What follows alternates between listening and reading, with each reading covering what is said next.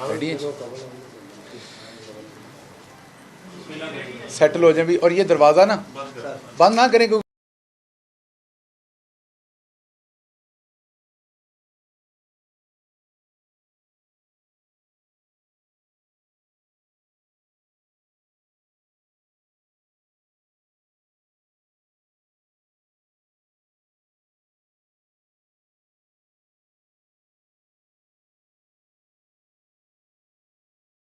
आल पर, उनकी औलाद पर, उनकी उम्मत पर, आप सब दोस्तों का तशरीफ़ लाने का और इंतज़ार करने का शुक्रिया।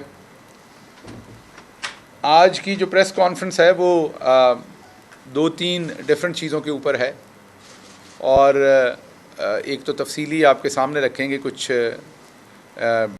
डेवलपमेंट्स जो हो रही हैं, और उसके साथ साथ सबसे पहले मैं रखना चाहता हूं जो आज की डेवलपमेंट है जिसमें सेनेटर हमारे जो न्याज़ी साहब हैं उनको गिरफ़्तार किया गया है, सैफ न्याज़ी को। उसके साथ साथ हमारे बड़े सीनियर रुकन हैं, पीटीआई के फाउंडिंग मेंबर हैं, और हामिद ज़मान साहब, उनको लाहौर में हिरासत में लिया गया है। सैफ न्याज़ी साहब को तो प्रॉपरली आपको पता है कि यहाँ से अबडक्ट किया गया है, और उसकी मैं सिचुएशन आपके सामने रखता हूँ। आपको पता है कि जब सैफ न्याज़ी साहब को हिरासत में लिया तो उसके बाद FIA का एक ऑफिशियल रिस्पांस आया, और वो रिस्पांस ये था जो मीडिया को दिया गया और वो टेलीविज़न की स्क्रीन्स पर आपने देखा भी। वो रिस्पांस ये था कि हमने किसी को हिरासत में नहीं लिया। ये झूठी खबर है, हमने किसी को हिरासत में नहीं लिया। ये पाकिस्तान की जो फेडरल इन्वेस्टिगेशन एजेंसी है वो ऑफिशियल अपना बयानिया दे रही है मीडिया के ऊपर। उसके थोड़ी ही देर बाद मुल्क का जो इंटीरियर मिनिस्टर है, जिसके अंडर वो डिपार्टमेंट है, वो आके राना सनाउल्लाह कह रहे हैं कि जी बिल्कुल FIA की इंक्वायरी के अंदर हमने उन्हें हिरासत में लिया है। उन्होंने कहा हिफाजती हिरासत में लिया है। ये फिर राना साहब उसी तरह की हिफाजती हिरासत है जैसी आपकी भी 1-2 दफ़ा हो चुकी है। अगर तो आपको लगता है कि वो वाकई हिफाजती हिरासत होती है तो फिर तो 22 करोड़ आवाम की हिफाजत के आप ज़िम्मेदार हैं, तो मेरा ख्याल सारी आवाम को हिफाजती हिरासत में ले लें ताकि कोई गैर महफूज ना रहे। अगर महफूज करने के लिए और हफाजत फ़राहम करने के लिए अब राना सनाउल्लाह के पास हाल ये है कि लोगों को हिरासत में ले लें, तो मुझे तो अब डर है कि राना सनाउल्लाह साहब अपने ख़ानदान के लोगों को भी हिरासत में ना ले लें, क्योंकि उनको तो महफूज बनाना ही चाहेंगे।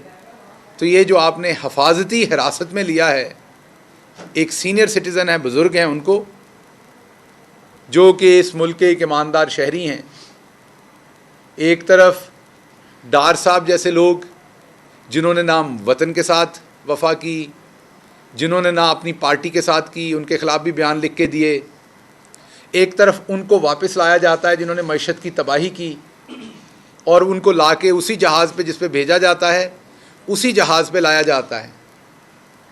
और मरियम साहबा कह रही थी अभी कि ये थप्पड़ है कौम के मुंह पर, या शायद वो PTI के मुंह पे कह रही थी, महसूस करने की बात है।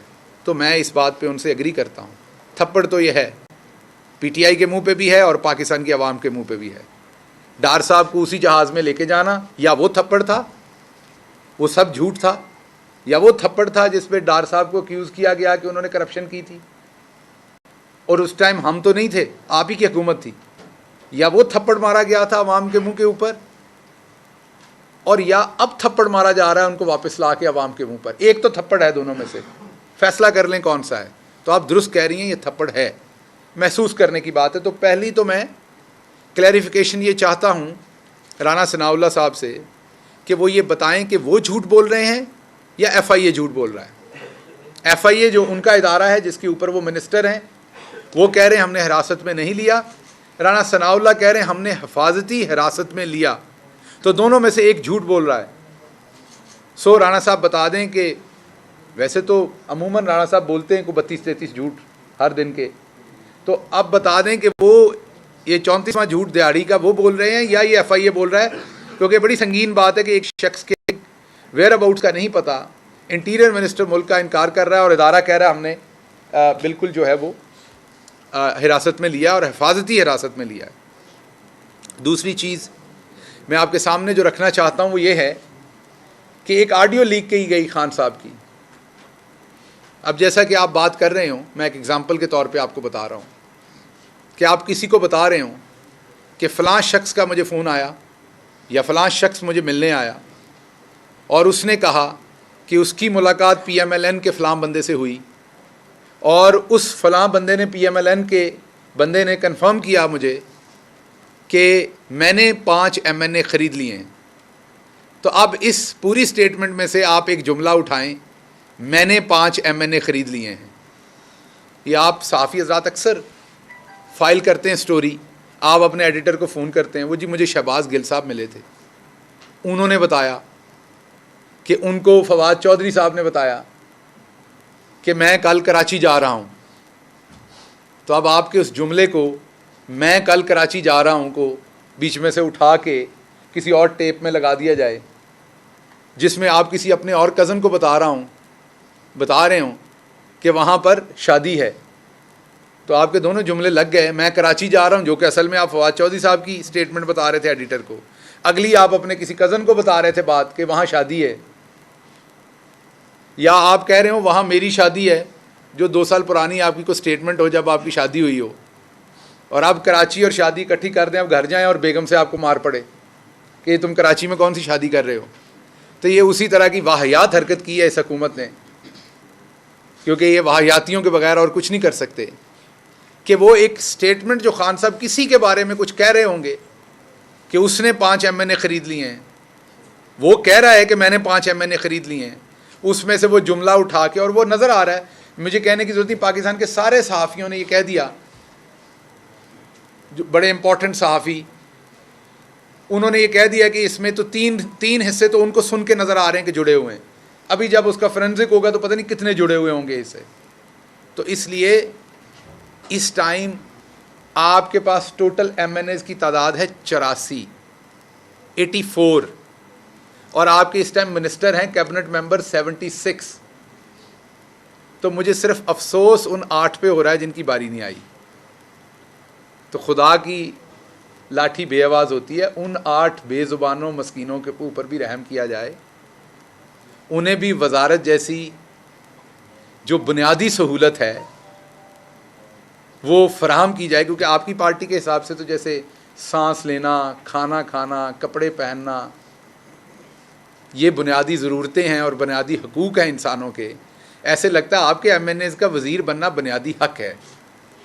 तो वो जो 8 हैं वो क्या सौतेले हैं, वो किसी और माँ से बेचारे पैदा हुए हैं, कमतर हैं, या उनकी जो MNA शिप है वो जाली है, तो उनको भी ये मौका फराहम करें। 76 और 84 में ज़्यादा फ़र्क नहीं है।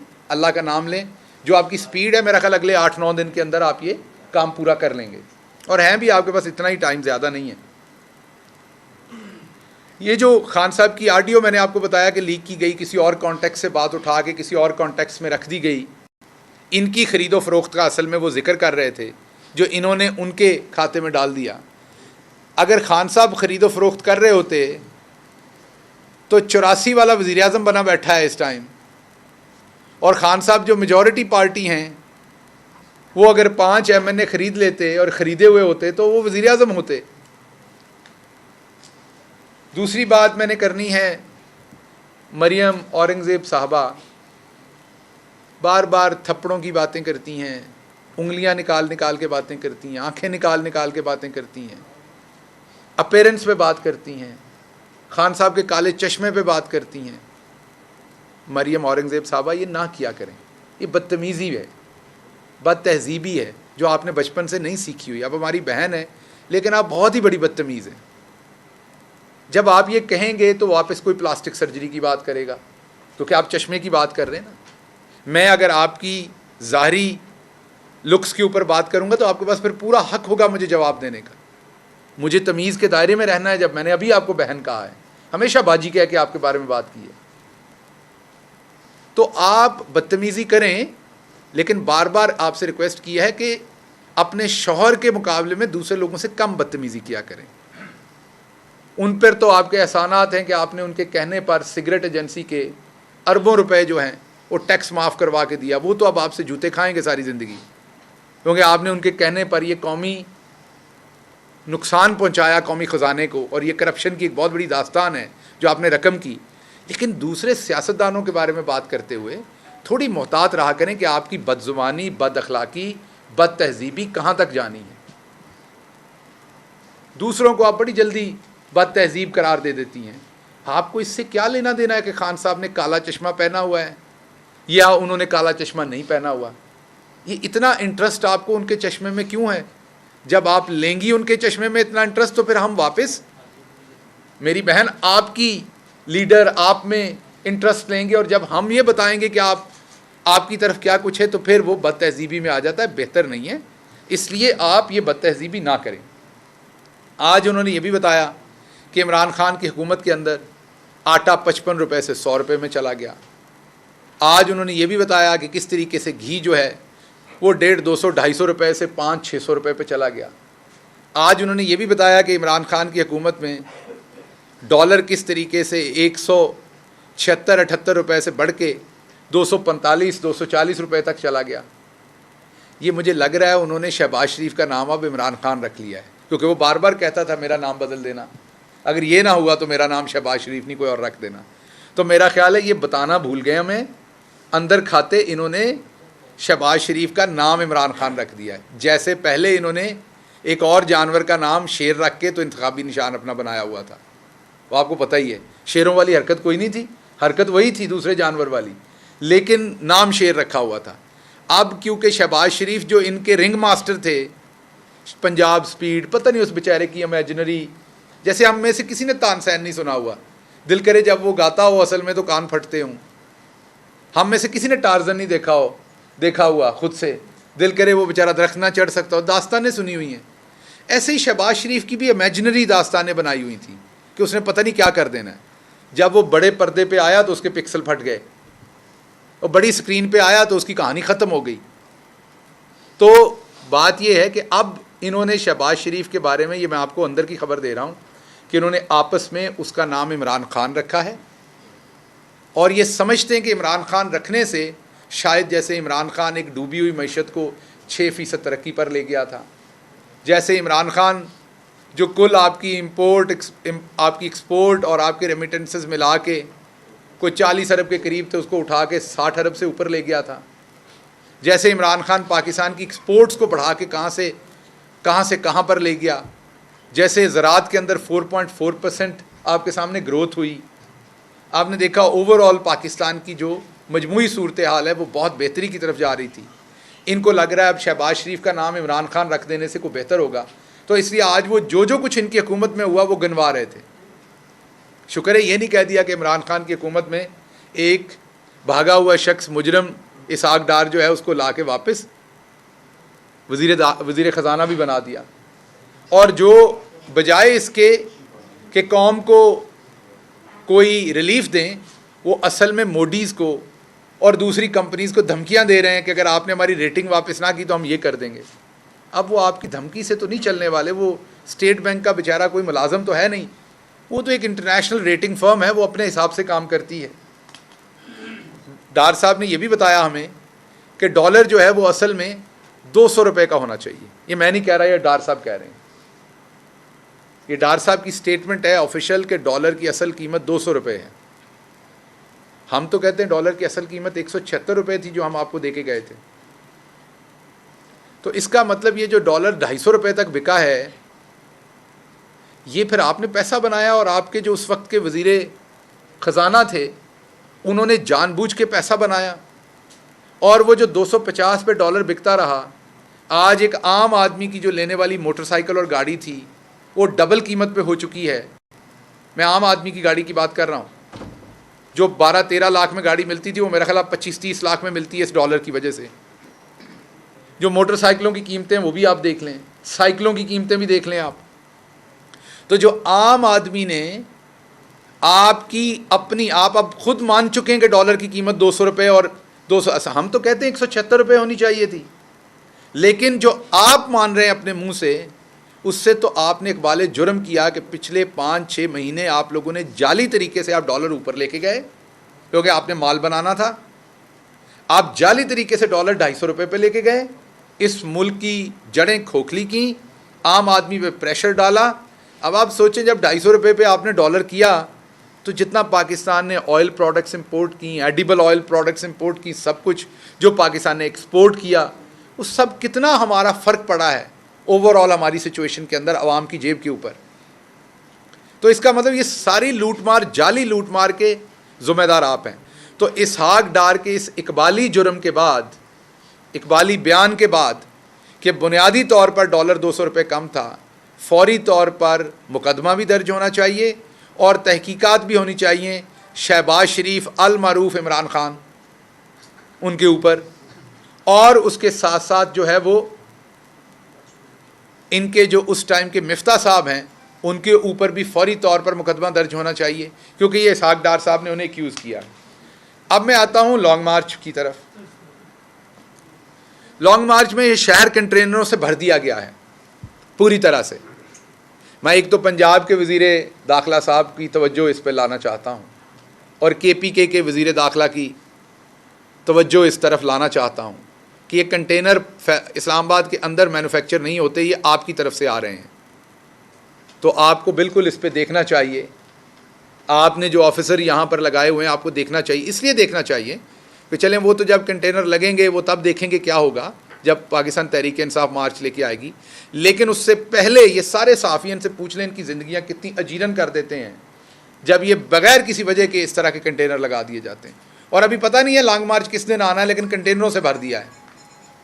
तो आपकी भी इसमें ज़िम्मेदारी है।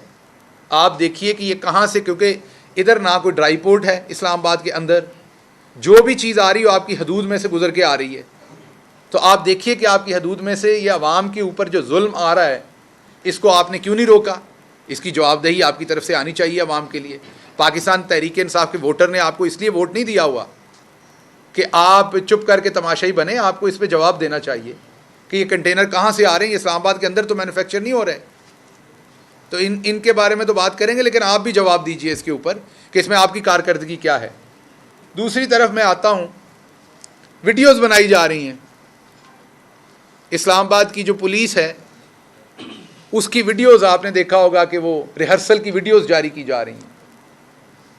बेसिकली राणा सनाउल्लाह डरे हुए हैं और वो इस तरह की वीडियोज़ बना के आवाम को डराना चाहते हैं कि यहाँ पर पता नहीं क्या तैयारी हो रही है। मैं आवाम को सिर्फ ये बता दूँ कि जो पुलिस होती है ना, वो कभी भी अपनी आवाम के सामने लड़ना नहीं चाहती। पुलिस का कभी कोई, क्योंकि पुलिस आवाम में से होती है। तो ये जितनी भी वीडियोज़ ये रिलीज़ कर रहे हैं, इनको इस दफ़ा ये नहीं पता कि इस दफ़ा कप्तान की जो स्ट्रेटजी है वो कम्प्लीटली डिफरेंट है। ना पुलिस की ज़रूरत पड़ेगी, ना आवाम और पुलिस एक दूसरे के उस तरह से आमने सामने आएंगे। और राणा साहब, आपको किसी हेलीकॉप्टर में हफाजती ज़मानत, जैसे आपने आज हफाजती तहवील में लिया है ना, इसी तरह हफाजती तहवील में आपको कहीं पर मूव होना पड़ना है। और आपको भी पता है और आपने इसका इंतज़ाम कर भी रखा है और आप अपनी फैमिली को भी बता चुके हैं कि आपने कहाँ जाना है उसके बाद। तो इसलिए आपने जो तैयारी कर रखी है वो बिल्कुल दुरुस्त तैयारी कर रखी है, आप उसी पे गामज़न रहें। इंशाल्लाह बहुत जल्द आप जो खुद ही सील कर रहे हैं ये बेहतरीन काम होगा। आप सील कर दें और हम आपको कहेंगे कि हमने उस दिन आना है जिस दिन हमारा दिल करेगा आप सील रखें। जब आप शहर को अनसील करेंगे हम फिर कहेंगे हम आ रहे हैं। तो अब ये आपने जो सील रखना है ना, ये बेहतरीन काम है, क्योंकि आप जो हम करना चाहते हैं वो आप बुज़दिली में पहले ही कर रहे हैं। एहतजाज का यही काम होता है ना कि शहर सील होते हैं, तो आप तो हमारे लिए पहले ही सील कर रहे हैं। तो इसलिए आपकी बुज़दिली बहुत काम आ रही है हमें, और हम इंशाल्लाह अपनी स्ट्रेटजी जो है वो जब अनफोल्ड करेंगे तो आपको पता चल जाएगा क्या होगा। लेकिन ये आपको बता दें कि अब आप ऑटो पायलट पे हैं। अपने सामान की अब आपने खुद हिफाजत करनी है, क्योंकि बस के अंदर ये बता दिया गया है कि हर सवारी अपने अपने सामान की खुद हिफाजत करे। इसीलिए कुछ सवारियां छोटी सर्जरी या बड़ी सर्जरी करवाने के लिए मुल्क से बाहर रवाना हो चुकी हैं, और उन्होंने वापस अपने कुछ अहलो अयाल यहाँ छोड़ दिए हैं जिनकी उन्हें इतनी परवाह नहीं कि उनके साथ क्या होता है बेचारों के साथ। बाकी सवारियाँ अपने अपने, ईद पे होता है ना कि सवारियाँ अपने अपने आबाई इलाकों में ईद की खुशियाँ मनाने जा चुकी हैं, तो वो वाली सवारियाँ जो हैं वो लॉन्ग मार्च के ख़तरात से बचने के लिए अपने अपने आबाई इलाकों में, जहाँ पर उनके अपने बच्चे, उनके अब्बा के बच्चे, उनके अब्बा के बच्चों के बच्चे मुस्तकिल सुकूनत इख्तियार किए हुए हैं, वहाँ पर वो सवारियाँ तशरीफ़ ले जा चुकी हैं। तो राणा साहब, वक्त करीब आ रहा है, बिल्कुल आपने खामखा डायलॉग बोले और कोई मसला नहीं था, आपने किया कुछ नहीं है, ऐसे ही लोगों को लगता है कि सारा आपका किया धरा है। मुझे पता है आप हवालात में एक बंदे को अपनी मर्ज़ी से पानी की बोतल नहीं पहुंचा सकते, तो आपने खामखा जुर्म अपने सर लिए हैं। सो आप मेरा ख्याल है मज़ीद जुर्म अपने सर ना लें। ऐसी खामखा फिर आपने आवाम से वोट भी लेने हैं कल को जाके, और आवाम में बड़ा गमो गुस्सा है जब आप खामखा कहते हैं ये भी मैंने किया है, ये भी मैंने किया है, ये भी मैंने किया है, हालांकि आपको सोए उठ के पता लगता है ये काम हुआ है। तो आप खामखा लॉन्ग और शॉर्ट मार्च के चक्करों में ना पड़ें। कहानी इंशाल्लाह ख़त्म हो चुकी है। आपकी जो करप्शन आपने इन 4-5 महीने में की है, जो आपने इकॉनमी का बेड़ा गर्क किया, वो अब आप लोग खुद एक दूसरे पर डाल रहे हैं। डार साहब ने कहा है कि डॉलर 200 से कम का है असल में, तो आप खुद मान रहे हैं एक दूसरे के साथ कि आपने क्या किया है। तो अब आप लोगों ने एक दूसरे के खिलाफ दोबारा से बयान हल्फी देने हैं, ये मैं आपको बता रहा हूँ, लिख के देने, अंगूठे लगा के। आपने वो काम आने वाला है इंशाल्लाह। अवाम और इमरान खान, आप लोग बहुत ऐन के चक्कर में पड़े रहे, तो मैं आपको बताना चाहता हूँ कि अवाम भी ऐन से है और इमरान खान भी ऐन से है। तो अवाम और इमरान खान दोनों एक जगह पे खड़े हैं, और इंशाल्लाह तीसरा लफ्ज़ होता है इबरत, वो भी ऐन से होता है। तो आपको बहुत जल्द अवामी इबरत का शिकार होना पड़ना है, क्योंकि अवाम के साथ जो आपने कर दिया है उससे आपने अपनी पार्टी के वर्कर को तो बेचारे को ख्वार किया ही किया है, उसके साथ साथ आपने जो इस मुल्क की बुनियादी असास थी कि हम भी चाहते हैं कि मल्टीपल पार्टीज़ हों इस मुल्क में। पाकिस्तान तहरीक इंसाफ अगर अकेली पार्टी होगी तो ये जमहूरियत के लिए अच्छा नहीं है। There must be multiple parties so that they can make us accountable, they can ask us the questions, they can put alternative जो नैरेटिव है वो भी आवाम के सामने रखा जा सके। उसके लिए मल्टीपल पॉलिटिकल पार्टीज़ चाहिए। आपने पाकिस्तान की जमहूरियत को एक ऐसा नुकसान पहुंचाया कि आपने बाकी तमाम पार्टीज़ को जो है वो तबाह कर दिया है। आपने ये जो पीटीएम बना के अवाम का जो छोटा मोटा ट्रस्ट था किसी और पार्टी पे ख़त्म कर दिया है। तो आपने बुनियादी तौर पर जमहूरियत को बहुत नुकसान दिया है। इसका खमियाजा आप इंशाल्लाह बहुत जल्द भुगतेंगे। और बाकी इंशाल्लाह आपसे अगले 1-2 दिन के अंदर कुछ और चीज़ें शेयर करेंगे लॉन्ग मार्च के बारे में। डॉक्टर साहब बताइएगा, जो इमरान खान की ऑडियो इन्होंने लीक की है, क्या उसकी किसी ऑथेंटिक एजेंसी से फोरेंसिक कराएंगे आप? दूसरा ये कि कहा जा रहा है कि लॉन्ग मार्च के हवाले से पंजाब हुकूमत किसी किस्म की कोई फाइनेंशियल सपोर्ट नहीं करेगी। देखिए, पहली बात आपने कहा कि हम अथेंटिकेशन करेंगे, तो ये आप वही बात कह रहे हैं कि किसी ने कहा कि कुत्ता तुम्हारा कान ले गया, वो बंदा कुत्ते के पीछे भाग पड़ा, कान को नहीं, समझ रहे हैं ना। लेकिन हम इसमें ये करेंगे कि हम कुत्ते को जंजीरी डाल के बांध देंगे, तो कान की तरफ ज़्यादा नहीं जाएंगे, खींच के दोबारा नहीं उतार देंगे। मीन के हमें तो पता है वो ऑडियो जाली है, तो हमने उसकी फोरेंसिक क्यों करवानी है? हमें कोई शक है कि वो जाली नहीं है जो हमने फोरेंसिक करके अपने आप को एहसास दिलवाना है? तो जिसको है वो करवाए, लेकिन ये कभी फोरेंसिक नहीं करेंगे। उसकी वजह कि इनको तो पता है इन्होंने क्या किया हुआ है। दूसरा सवाल आपने पंजाब हुकूमत को, तो बिल्कुल पंजाब हुकूमत क्यों फाइनेंशियल सपोर्ट करेगी? ये एक पॉलिटिकल मूवमेंट है, उसमें हमारी पाकिस्तान तहरीक इंसाफ की पार्टी करेगी, पाकिस्तान की आवाम करेगी, पाकिस्तान की आवाम अपना हिस्सा डालेगी। हुकूमती जो वसाइल होंगे वो ना पहले कभी इस्तेमाल हुए हैं ना अब इस्तेमाल होंगे। हाँ, ये ज़रूर है क्योंकि हमारी अपनी हुकूमत है वहाँ पर, तो वहाँ से हमें कोई पाबंदी, वहाँ पर कोई जुल्म सितम, ये फैज़ाबाद के दरवाज़े तक आके हम बैठे होंगे। तो राणा साहब कहते हैं आप आगे ना आए, आगे आने की ज़रूरत क्या होगी आपको? आप वहीं पर ख़त्म हो जाएंगे जब हम वहाँ पर आके बैठ जाएंगे। तो इसलिए मसलन अगर राणा साहब को बाथरूम में बंद कर दें तो उसके बाद उन्हें जेल भेजने की क्या ज़रूरत है अगर वो अपने घर में अपने बाथरूम में सारा दिन बैठे हैं? तो ये इतनी है, घर के अंदर जितनी जगह बाथरूम की होती है उतनी जगह आप मुल्की अगर रकबे के हिसाब से हिसाब लगाएं तो जितनी जगह के राणा साहब वज़ीर दाखिला हैं वो उतनी की जगह है। तो इसलिए राणा साहब तैयार हो जाएं। अब आपने वहीं बैठ के बयान जारी करने हैं, अंदर से ही बीपर देने हैं आपने, तो आप तैयार रहें। डॉक्टर साहब ये बता दें कि आपको हम कई साल से सुन रहे हैं, आज आपके लहजे में वो तेज़ी और अल्फाज में वो बमबारी नहीं है, इसकी वजूहत क्या है? दूसरा सवाल ये कि इमरान खान ने अभी तक लॉन्ग मार्च के हवाले से कोई डिसीजन नहीं ली। इस मार्च की फाइनेंसर कौन होगा? क्योंकि आप एक तरफ जहांगीर तरीन साहब और अलीम खान की शफकत से महरूम है, तो दूसरे साइड पे वहाँ पे ज़हीरुल इस्लाम साहब की शफकत भी अब नहीं रही, तो किस तरह मैनेज करेंगे? अच्छा, एक तो आपका जो सवाल है, क्योंकि आप लोग बार बार मुझे ये एहसास दिलाते हैं कि ये बमबारी आपकी क्यों ख़त्म हो गई, तो आप बिल्कुल ये क्लियर रखें कि बिल्कुल मेरा हार्डवेयर अपडेट हुआ है और मैं पाकिस्तान का पहला सियासतदान हूँ जो इस पर शर्मिंदा नहीं हूँ, आपको बताता हूँ। तो आप मुझे बार बार चुबक लगाते हो तो इसका फ़ायदा नहीं, मैं तो खुद कह रहा हूँ। तो वो बमबारी आते आते वक्त लगेगा। आप साइकिल से गिरते हैं ना, तो दोबारा साइकिल उसी रवश पे चलाने में वक्त लगता है। तो इसमें मुझे तो कोई शर्मिंदगी की बात नहीं। भाई साहब भी बता रहे थे कि प्लेन हो जाते हैं बंदे, तो आपने क्या बताना, मैं तो खुद बता रहा हूँ कि बंदे प्लेन हो जाते हैं। स्त्री फिरती है तो बल निकलते हैं, लेकिन थोड़ी देर के बाद कपड़े पे फिर बल आ जाते हैं। तो इसलिए आप बिल्कुल मेरी बमबारी पे परेशान ना हो, वो बमबारी इंशाल्लाह वहीं होगी। अभी थोड़ा सा वक्त दे दें, थोड़ी सी चीज़ें बेहतर होने दें, तो मेरी बमबारी वहीं होगी। लेकिन सिर्फ आप ये बताएं कि अगर मैं यहाँ बैठा हूँ तो मेरे ख्याल में आप एक मिडिल क्लास में से हैं, ये आपके लिए काफ़ी फ़ख्र की बात है कि उस सब के बाद भी मैं आपके साथ बैठा हूँ। मैंने ना ही कोई स्टाम्प पेपर लिख के दिया है और ना ही मैं इस मुल्क से भागा हूँ या भागने की कोशिश की है।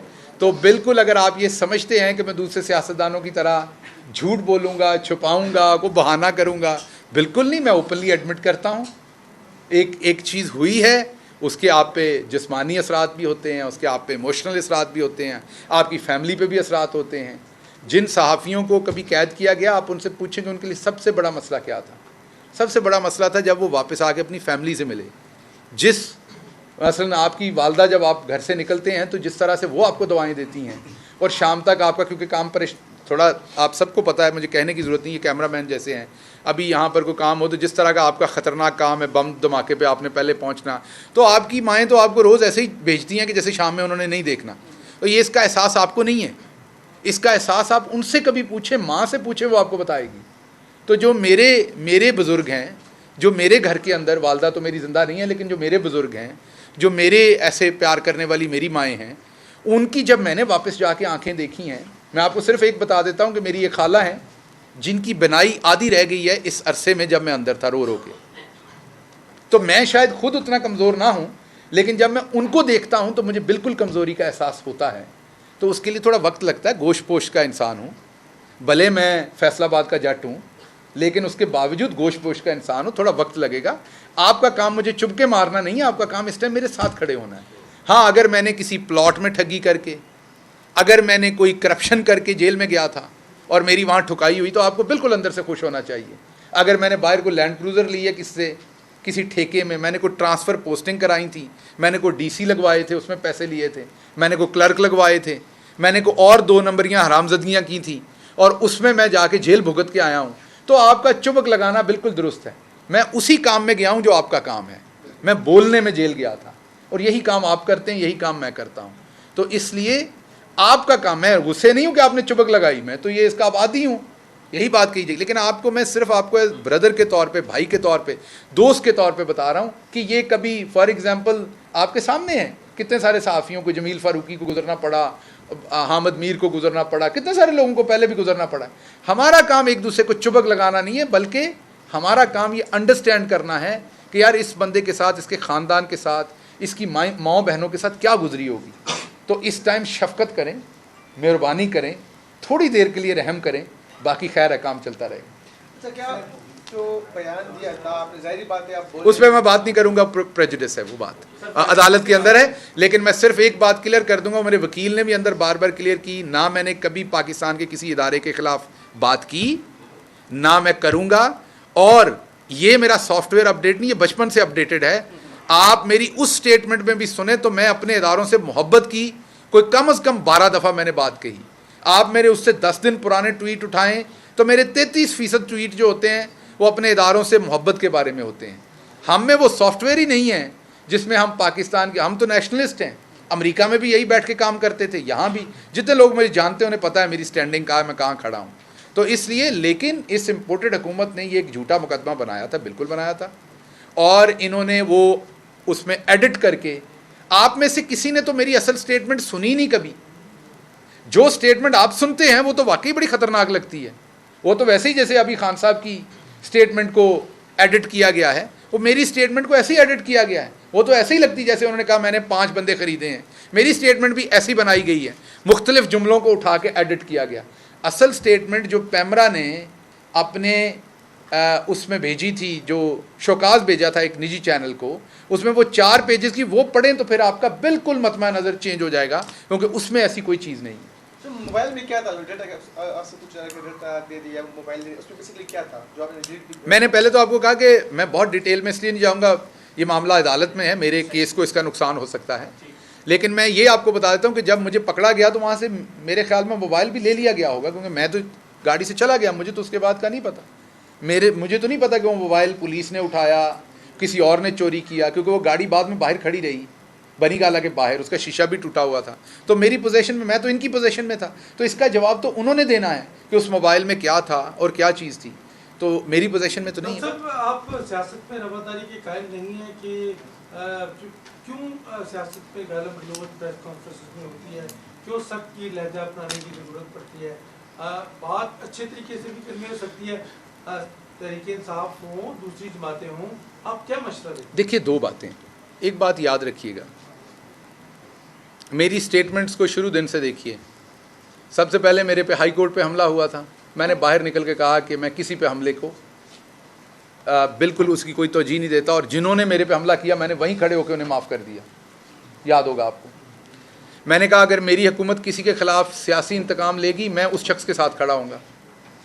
उसके बाद अगर आप याद करें तो मैंने इस्लामाबाद हाई कोर्ट के बाहर, जब मुझे मेरी गाड़ी का एक्सीडेंट करवाया गया, तो उसके बाद वहाँ खड़े होकर भी कहा कि अगर मेरी हुकूमत के दौरान किसी पे सियासी इंतकामी कार्रवाई होगी, मैं उसके साथ खड़ा हूँगा। मुजफ्फरगढ़ में मुझे पकड़ा गया, मैंने वहाँ से बाहर निकल के कहा कि अगर ये काम मेरे मुखालफिन के साथ, सियासी मुखालफिन के साथ मेरी हुकूमत करेगी, मैं उसके साथ खड़ा हूँगा। यही बात मैंने अपनी प्रेस कॉन्फ्रेंस में भी पहले भी कही, जब मैं अभी पकड़ा गया, अब भी वही कह रहा हूँ कि मैं हमेशा सहाफ़ी हो या वो नून लीग का कोई शख्स हो, अगर सियासी इंतकामी कार्रवाई हो रही है तो मैं उसके साथ खड़ा हूँगा, मेरी हुकूमत हो या कोई भी और हो। अब आपने बात की सख्त लहजे की, अब मरियम औरंगज़ेब साहबा से सख्त बदतमीज़ लहजा तो किसी का नहीं होता जो वो करती हैं। वो जो पिटर पिटर बकवास करती हैं उससे ज़्यादा तो नहीं हो सकती, लेकिन क्या मैं कभी ये कहता हूँ उन पर जाली केस बनना चाहिए? बिल्कुल भी नहीं। क्या उन्हें पुलिस के ज़रिए हरासा करना चाहिए? बिल्कुल भी नहीं। क्या उन पर कोई ऐसा जुर्म डाल दें जो उन्होंने नहीं किया हुआ? बिल्कुल भी नहीं। देखिए, बात यह है कि असद उमर साहब ने बहुत दफ़ा एक्सप्लेन किया, टेलीविज़न पर मैं देख चुका हूँ माफ़ कीजिएगा, हर बंदे के लिए तमीज़ और तहजीब का लेवल फ़र्क हो सकता है। एक शख्स के लिए आप जनाब से आगे बात बदतमीज़ी है, एक शख्स के लिए गंदी गाली बदतमीज़ी है, एक शख्स के लिए सख्त लफ्ज़ बदतमीज़ी है। अब मंटो साहब ने जो लिखा है वो बहुत सारे लोगों के लिए ऐसा था कि उन्हें जेल में बंद कर दिया जाए, लेकिन लिटरेचर पढ़ने वाले बहुत सारे लोगों के लिए वो काबिल कबूल है। तो इसलिए ऐसे तो फिर कोई सहाफ़ी ज़िंदा नहीं बचेगा। अगर आप ये कहें ये बड़ी तल्ख बात करता है, ये बीपर बड़ा तल्ख देता है, इसका जुमला बड़ा तल्ख है, अगर तो वो बात ऐसी कर रहा है जो आपकी फैमिली के साथ बैठ के आप सुन सकते हैं, देख सकते हैं, तो वो ठीक है, उस पर कानूनी कार्रवाई नहीं कर सकते, करने दे सख्त बात। मरियम औरंगज़ेब ने अभी सख्त बातें की, मैंने जवाब दे दिया है, तो इसमें क्या हर्ज है? उन्होंने की है, मैंने जवाब दे दिया है। अगर तो गंदी गाली दी जा रही है, अगर तो कोई अखलाक से गिरी गैर कानूनी हरकत की जा रही है, तो वो गलत है। अब करते क्या है, ये सख्त बोलता है, इस पर झूठा केस डाल दो। और भाई तलाल चौधरी अगर सख्त बोलता है तो आप उस वक्त सख्त जवाब दे दो। मैंने तो कभी नहीं कहा तलाल चौधरी पे केस बना दो। ये मंतक नून लीग का है, ये तरीका वारदात इनका है कि जब ये जवाब नहीं दे सकते तो अपने सियासी मुखालफिन के ऊपर झूठे और सच्चे पर्चे बनाते हैं, लेकिन उसकी सबसे ज़्यादा कीमत भी ये खुद ही अदा करते हैं।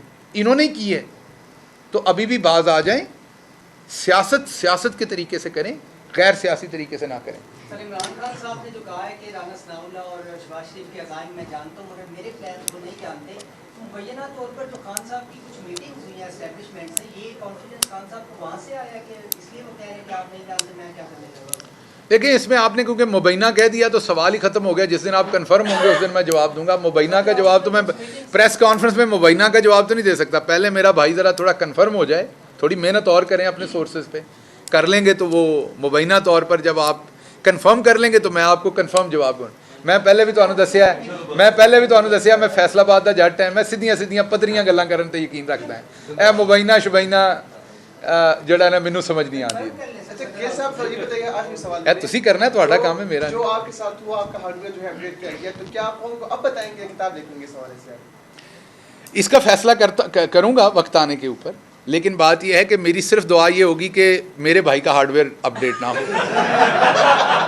जो इस टाइम चाह रहा है कि मैं ज़रूर किताब लिखूं, तो ये ना हो कि तुम्हारा हार्डवेयर अपडेट हो, तो इसलिए रहने दो। सेनेटर इरफान सदीकी ने रात में किताब लिखी है। नहीं, सेनेटर साहब की मर्जी है, उन्होंने लिखी है। अब मैंने देखिए इरफान सदीकी के साथ कुछ हो या मेरे साथ हो या आपके साथ हो, कानून के खिलाफ जो काम है वो गलत है।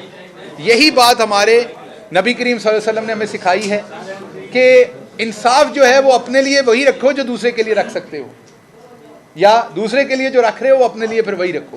तो इसलिए डॉक्टर साहब कल हीथ्रो एयरपोर्ट पर जब मरीम नवाज पहुंची हैं तो पीएमएनएल मानो ने बच्ची थी पीटीआई की, साथ उसका एक लड़का था, उनको बड़ी गंदी गलीज गालियां दी हैं। वो वीडियो भी इस वक्त सोशल मीडिया पे अपलोड है। उस हवाले से आप क्या कहेंगे कि अगर ये ब्लेम करते हैं कि पीटीआई ने ये तैयार किया कौम, तो क्या इनके लोग जो है वो उसी तरह वही चीज़ जो है रिटर्न कर रहे हैं? देखिए ये तो एक प्रोपेगेंडा है ना, ये वही प्रोपेगेंडा उसी तरह का है जैसे वेस्ट में, अमेरिका में, दूसरी जगहों पर मैंने देखा कि पाकिस्तान के बारे में एक झूठा प्रोपेगेंडा किया कि हम बड़े शिद्दत पसंद हैं। आपको पता है हम लोग बिल्कुल शिद्दत पसंद नहीं हैं। ऐसे पीटीआई के ख़िलाफ़ यहाँ पर ये प्रोपेगेंडा कि ये गाली गलोच पे लगाते हैं। गाली गलोच वाले तो ये लोग हैं, बद अखलाक तो ये लोग हैं पहले दिन से। ये तो इन्होंने एक झूठा प्रोपेगेंडा लगाना है जो इस मुल्क का तरीका है। मसलन आपने मेरी करप्शन की बात की है ना, तो मैं बजाय उसका जवाब देने के कहूँ कि आपने तो फलां से पैसे लेकर स्टोरी की थी, आपको आपकी डाल दूँ, तो ये इन्होंने वो किया है काम हमारे साथ। तो हम कभी भी हमारा वर्कर, हम किसी सूरत नहीं चाहते हमारा को वर्कर कभी गाली गलोच करे। हमेशा तलकीन करते हैं कि नहीं, हाँ सख्त बातें करें, दबा के करें, नारेबाजी करें जो आपका हक है।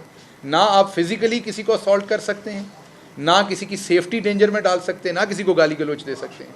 तो इसलिए ये इनका कल्चर है, वतीरा है। और स्पेशली ख़वातीन और ओवरसीज़ पाकिस्तानी, इन दोनों के साथ बद तहजीबी, बद एहतराम जो है ये इनका शेवा है। ये करते रहे हैं, आइंदा भी ये करते रहेंगे, लेकिन अब वो इनको किसी किस्म की सपोर्ट नहीं देंगे। साथ ही साथ ये भी बताइएगा, लॉन्ग मार्च से मुतालिक खान साहब काफ़ी अरसे से कह रहे हैं कि मैं तारीख दूंगा, लेकिन वो डिले करते जा रहे हैं। क्या वजह है, क्या रीज़न है इसके पीछे? ये लॉन्ग मार्च कहाँ से शुरू होगी कि क्या डांग मार्च का मुकाबला कर पाएंगे? देखिए लॉन्ग मार्च और डांग मार्च को फ़र्क रखें। इन्होंने पिछली दफ़ा डांग मार्च किया था, तो इनके पिछली दफ़ा के जो डांग मार्च के प्लान थे ना, इस दफ़ा हम ऐसा लॉन्ग मार्च का प्लान मुरतब दे रहे हैं जिसमें इंशाल्लाह डांग मार्च जो है ना वो नहीं हो सकेगा।